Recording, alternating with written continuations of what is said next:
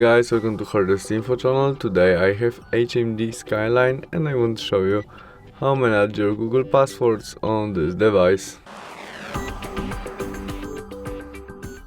Firstly, open Google Chrome application. In it, tap on three dots on the right corner and there choose Settings, where we have our password manager selection, and there we can manage password with our smartphone. Remember, maybe to our Samsung Internet browser, but to do that we tap on it, and to get connected we must enter it. To enter it we must get our look screen.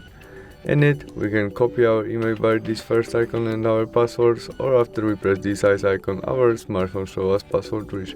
Remember, you can also edit all by tap on edit, and there you can write something new in username, passwords, and no. You can also share this password to someone by this icon, and you can delete all by delete and confirm by delete again.